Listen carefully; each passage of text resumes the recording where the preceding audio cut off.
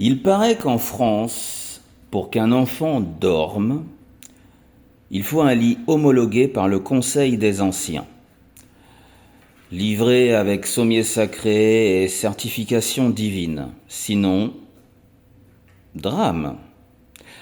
Alors que, détail amusant, le droit français ne prévoit aucune obligation de lit. Seulement un couchage adapté, sécurisé et digne. Matelas au sol, futon, couchage bas, autorisé.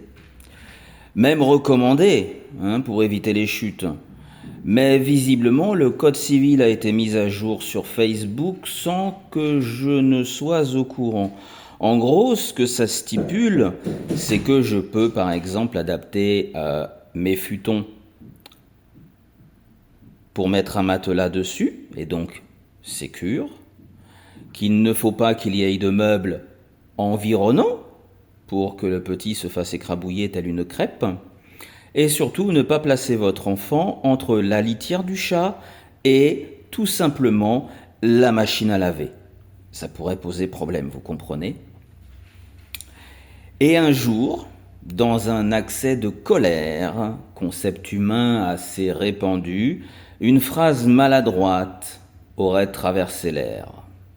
Une phrase qui, selon les talents d'interprétation, serait devenue un projet criminel international. Résultat, une plainte. Motif exact, flou artistique. Contexte, oublié. Proportion, en vacances. Mais rassurez-vous, le sarcasme, lui, est toujours en liberté.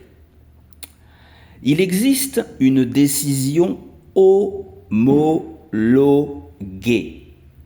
un document officiel avec des droits, des devoirs, un cadre et une particularité fascinante, il s'applique surtout quand ça arrange.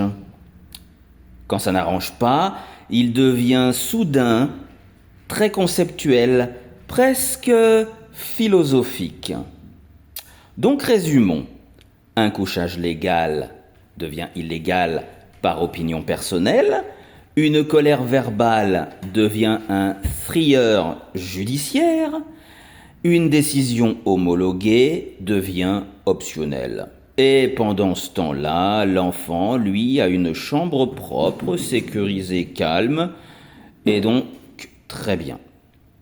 Comme quoi, parfois, le vrai problème n'est ni le matelas, ni la loi, mais l'imagination.